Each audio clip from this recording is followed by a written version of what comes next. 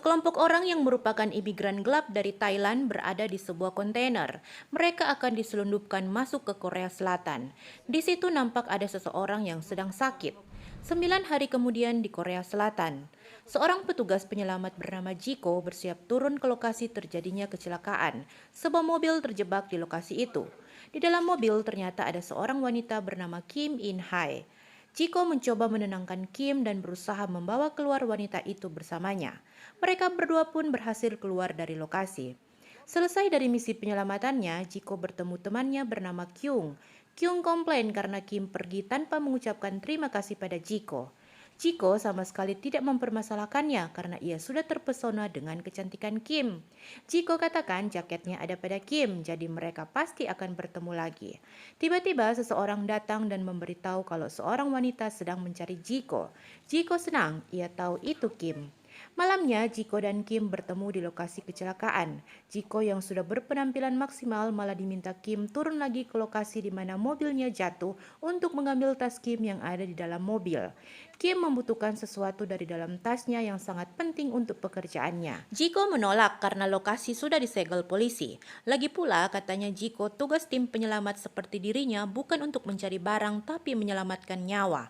Kim kesal karena Jiko tidak mau membantunya. Ia nekat akan mencari tasnya sendiri. Sayangnya, Kim terjatuh saat sedang terburu-buru masuk lokasi. Kakinya terluka. Kim mengurungkan niatnya dan dengan marah ia pergi dari tempat itu. Dua orang bersaudara bernama Byung-ki dan Byung-wo nampak sedang berusaha membuka segel kontainer yang berisi orang-orang imigran gelap dari Thailand. Saat pintu terbuka, mereka mencium bau busuk. Byung-ki memanggil orang-orang yang ada di kontainer.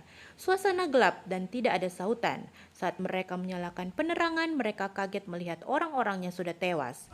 Tiba-tiba seorang pria menarik kaki Byung-wo. Pria bernama Monsai itu nampak tidak sehat dan menjadi satu-satunya orang yang selamat.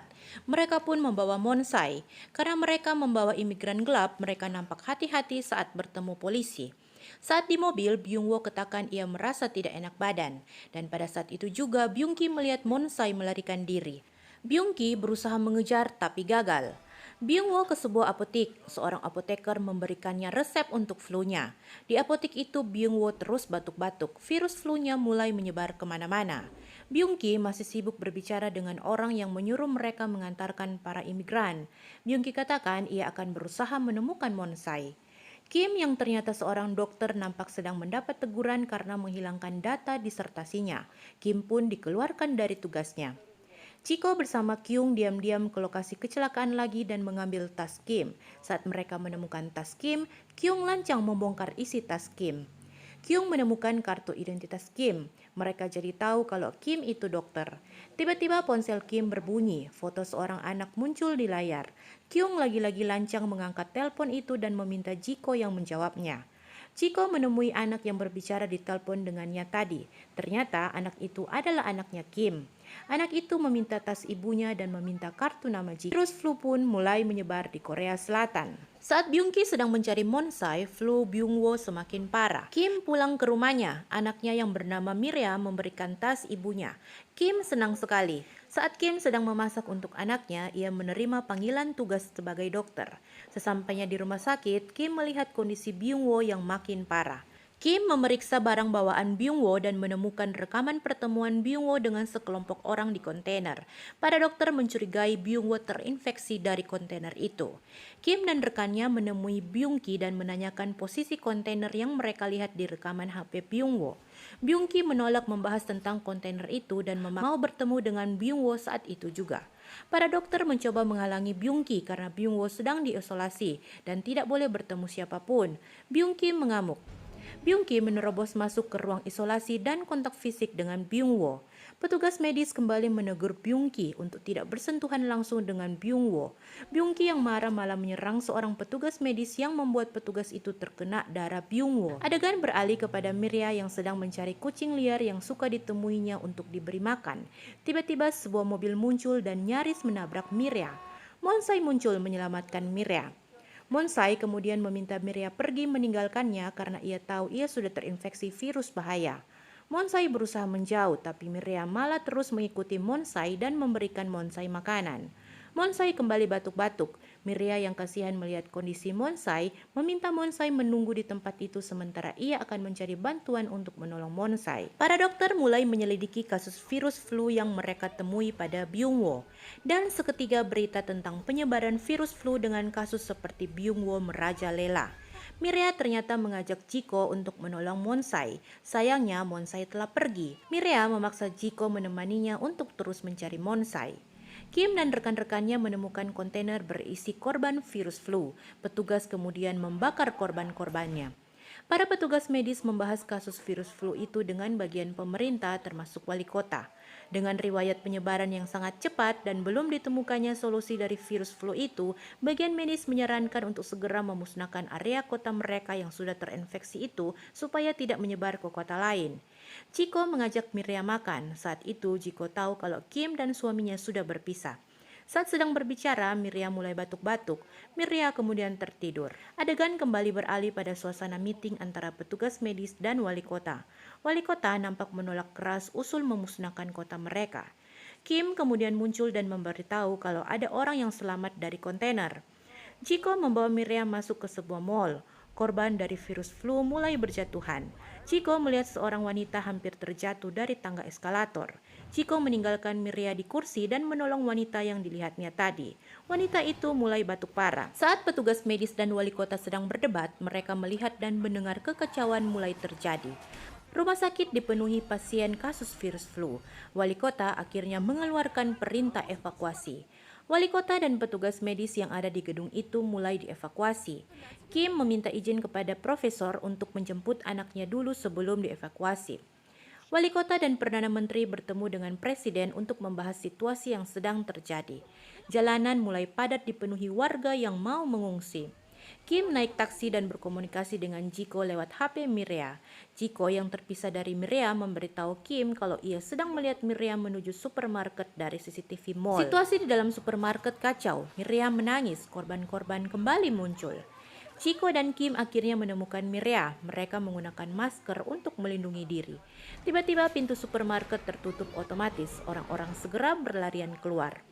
Profesor Yang menghubungi Kim untuk memberitahu segera evakuasi karena helikopter yang standby saat ini adalah helikopter terakhir yang akan terbang. Kim meminta jatah 3 orang untuk naik helikopter. Kim mengajak Jiko. Jiko yang melihat orang-orang terjebak dalam supermarket malah memilih membantu orang-orang untuk keluar dulu sebelum pergi. Jiko memberikan kunci mobilnya pada Kim. Kim dan Miria pergi. Kim dan Miria masuk ke sebuah gedung. Kim melakukan pengecekan sebelum bisa naik helikopter. Sayangnya tiba-tiba petugas mendengar Miria batuk. Petugas pun tidak mengizinkan mereka ikut dalam evakuasi. Kim dan Miria naik bus menuju tempat isolasi. Kim menghubungi Profesor Yang dan katakan mereka bisa membuat antibodi kalau bisa menemukan hidup orang yang selamat dari kontainer itu. Orang-orang mulai memadati tempat isolasi. Mereka semua menggunakan masker dan petugas melakukan pendataan identitas. Petugas juga memeriksa fisik setiap orang untuk memastikan mereka tidak terinfeksi. Petugas juga melakukan tes PCR kepada orang-orang yang ada di situ. Menurut skenario yang dibuat pemerintah, orang-orang di kota itu harus diisolasi. Jika dalam 48 jam orang yang diperiksa negatif, mereka akan diizinkan meninggalkan bangsal. Profesor Yang katakan mengisolasi semua orang di satu tempat bukan rencana yang baik karena yang sudah terinfeksi bisa menulari yang masih sehat. Itu artinya bisa terjadi lonjakan orang yang akan terinfeksi. Menurut Profesor Yang, sebaiknya mereka fokus mencari obat dan membuat antibodi dan tidak hanya fokus pada isolasi saja. Sayangnya, orang-orang pemerintah tidak setuju dengan usul Profesor Yang. Mereka ngotot isolasi adalah solusi terbaik. Mereka juga melakukan blokade pada jaringan komunikasi untuk mengurangi resiko penyebaran berita-berita yang bisa membuat situasi lebih heboh. Kim dan Miria bertemu Jiko dan temannya di barisan saat mereka akan melakukan pengecekan fisik untuk memastikan mereka bersih. Kim membantu Miria mengunci rambutnya, dan saat itu juga ia melihat tanda kemerahan ada di belakang telinga Miria. Kim kaget karena anaknya ternyata telah terinfeksi. Kim kemudian mencari cara supaya anaknya bisa lolos dari pemeriksaan fisik itu. Saat berhasil lolos, Kim memperingati Miria untuk tidak batuk. Miria melihat Jiko. Kim menahan Miria supaya tidak berdekatan dengan Jiko. Kim tidak ingin Jiko tahu Miria telah terinfeksi. Kyung menemui Jiko yang berada di tenda samping Kim dan Miria. Pria itu katakan ia mendengar informasi kalau orang-orang yang terinfeksi akan dibunuh. Jiko memberikan makanan untuk Kim. Kim menolak. Jiko pun melihat tanda kemerahan di lengan Miria. Kim meminta Jiko untuk merahasiakannya. Jiko mengajak Kim bicara. Jiko katakan tindakan Kim tidak benar. Seharusnya Miria dibawa ke tempat perawatan. Kim katakan ia dan Miria akan menghindari kontak dengan siapapun supaya tidak menginfeksi orang lain. Lagi pula orang-orang yang dibawa ke ruang perawatan itu belum tentu dirawat dengan baik karena sampai saat ini belum ada obat untuk wabah virusnya. Jadi dia sendiri yang akan merawat Miria. Membawa Miria ke ruang perawatan dianggap Kim bahaya. Kim katakan bisa jadi informasi dari teman Jiko tadi tentang nasib orang-orang yang terinfeksi benar. Kim menangis. Area tempat pasien terinfeksi. Di tempat itu petugas menemukan Monsai dan saat itu juga Byung Kim melihat Monsai juga. Seorang rekan dokter menemui Kim dan katakan soal Monsai. Kim menitipkan Miria kepada Jiko karena ia akan bergabung dengan tim medis untuk membuat antibodi virus flu. Miria keberatan Kim pergi. Jiko kemudian memberikan HT untuk Miria dan Kim supaya Miria bisa berkomunikasi kapan saja dengan ibunya. Rekan Kim memperingati Kim untuk tidak menyuntikkan antibodi Monsai langsung ke tubuh orang yang terinfeksi karena itu berbahaya. Kim mendatangi bangsal dan membawa Miria di punggungnya. Seorang petugas memanggil nomor ID Miria sesuai pendataan. Kim dan Jiko dihentikan petugas. Jiko kemudian mengaku kalau nomor ID yang disebutkan petugas adalah ID-nya. Petugas katakan nomor ID Jiko terdeteksi telah terinfeksi virus flu. Petugas kemudian meminta kartu ID Jiko. Jiko meminta ID Miria kepada Kim. Jiko menukar kartu ID-nya dengan kartu ID Miria. Jiko kemudian dibawa petugas ke area karantina. Byung Kim mengamuk di bangsal karantina. Ia ingin balas dendam pada Monsai karena telah membuat adiknya meninggal. Presiden dan jajaran pemerintah beserta para dokter kembali bertemu. Setelah 48 jam, mereka menemukan hasil orang-orang yang tidak terinfeksi ada cukup banyak. Sesuai janji, harusnya orang-orang yang tidak terinfeksi akan dibiarkan pergi dari tempat isolasi.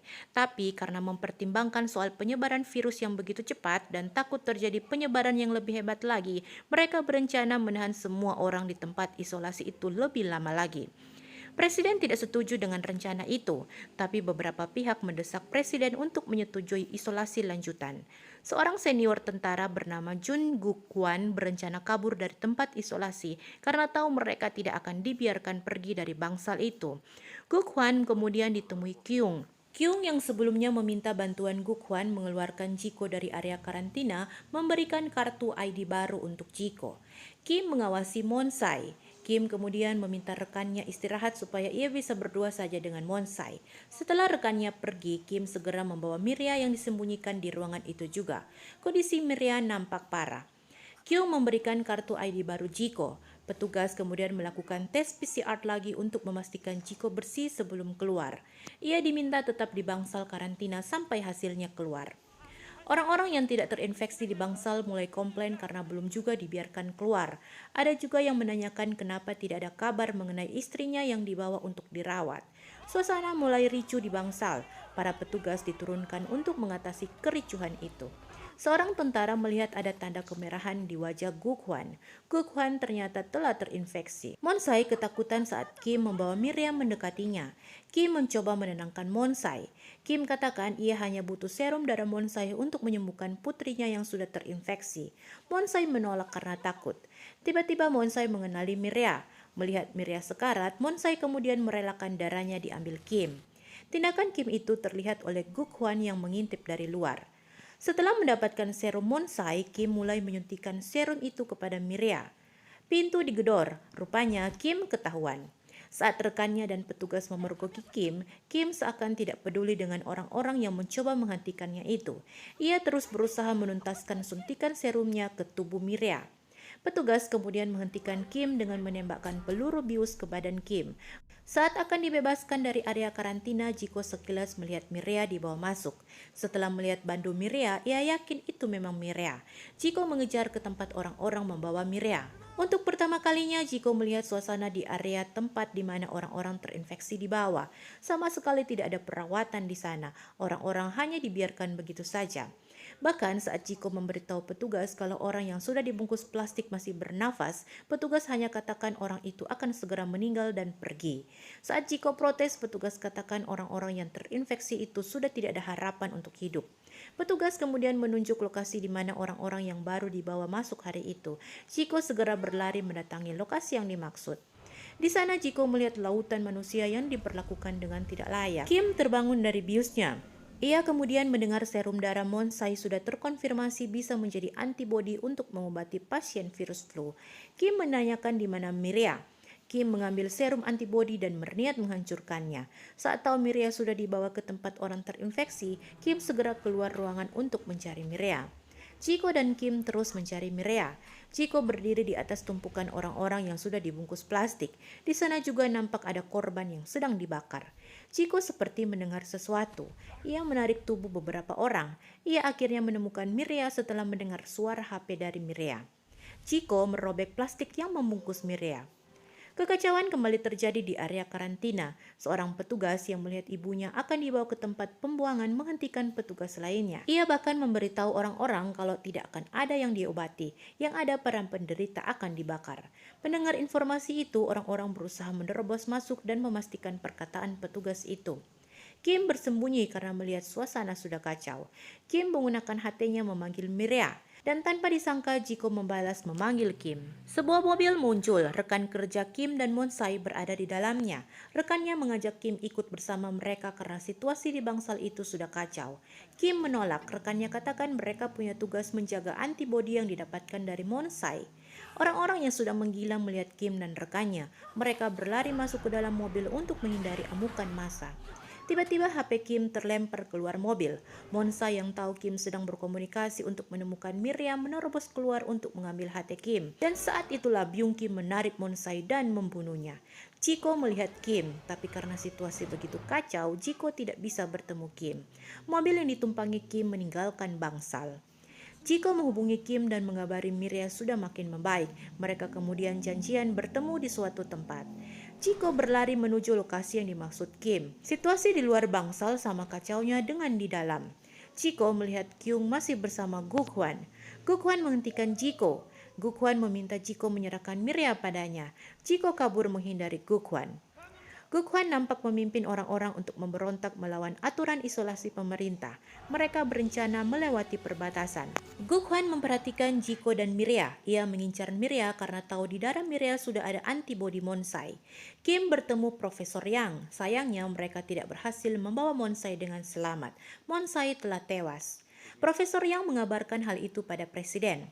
Kim kemudian pamit untuk menemui Miria. Kim katakan serum antibodi sudah ada dalam darah putrinya. Kim berjanji akan membawa Miria supaya mereka bisa mendapatkan antibodi lagi. Orang-orang pemerintah memantau situasi kota yang makin tidak terkendali. Karena khawatir orang-orang akan membobol perbatasan, Perdana Menteri mengizinkan protokol militer dilakukan atas usulan Schneider dari Organisasi Kesehatan Dunia. Tentara di lapangan diizinkan menembak kalau ada orang yang berniat menerobos perbatasan. Gukhwan tiba-tiba muncul dan berniat menembak Jiko. Melihat hal itu, Kyung merebut senjatanya. Tembakan terjadi, peluru mengenai seorang tentara. Gukhwan juga menembak seorang wanita yang ada di sana. Situasi kembali ricuh. Regu tentara mulai menembaki orang-orang. Saat tahu terjadi tembakan, Presiden marah. Perdana Menteri muncul dan katakan itu instruksinya. Presiden dan Perdana Menteri berdebat. Perdana Menteri katakan hanya itu jalan satu-satunya untuk menghentikan terjadinya penyebaran yang lebih luas. Mayat-mayat berserakan di jalanan. Jiko dan Miria bersembunyi. Jiko yang memang berjiwa penolong merasa kasihan melihat orang-orang yang ada di jalanan. Ia menyembunyikan Miria dan pergi ke jalanan. Kim menghubungi lewat HT. Miria menjawab Kim. Saat Presiden dan Perdana Menteri masih berdebat, Profesor Yang muncul memberitahu tentang antibodi yang ada di darah Miria. Kim sampai di perbatasan. Petugas menghalangi Kim. Kim kemudian berkomunikasi dengan Presiden. Presiden menanyakan kebenaran soal antibodi yang ada pada Miria. Kim pun diizinkan melewati perbatasan untuk menemukan Miria. Gukhwan muncul di tempat persembunyian Miria.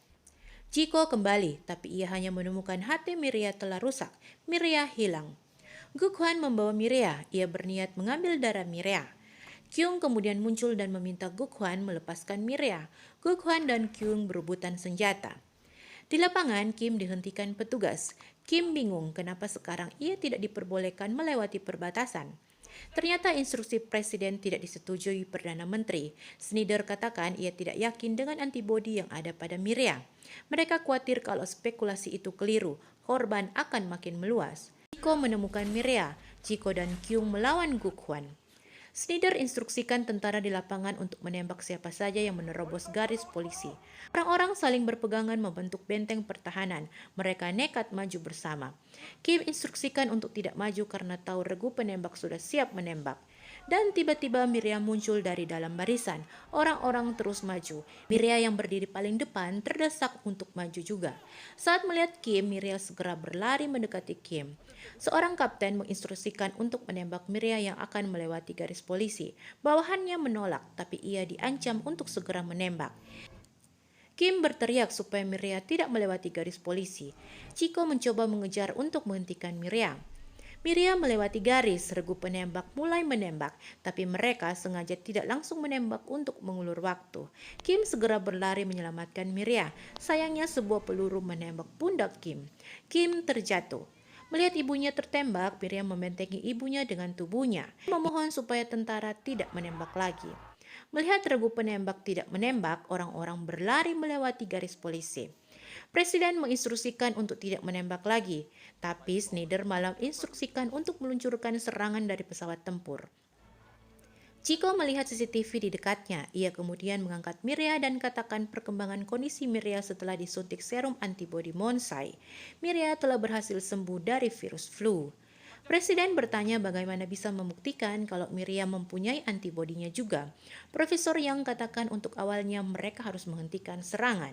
Presiden pun menghubungi Menteri Pertahanan dan meminta menyiagakan anti serangan udara. Presiden menginstruksikan untuk menembak pesawat tempur asing yang terlihat di langit Korea. Presiden dan Snyder saling menantang. Snyder pun mengalah. Presiden meminta warganya tetap tenang menunggu di lokasi sampai bantuan datang. Snyder melaporkan Presiden ke PBB atas tindakan Presiden tadi. Presiden katakan ia akan bertanggung jawab penuh kalau ternyata Miria tidak memiliki antibodinya. Profesor Yang datang ke lapangan menjemput Miria untuk dilakukan tes. Divisi Penanggulangan Wabah kemudian menginformasikan kalau Miria memang memiliki antibodinya. Pemerintah akan segera memproduksi antibodinya untuk mengobati pasien virus flu.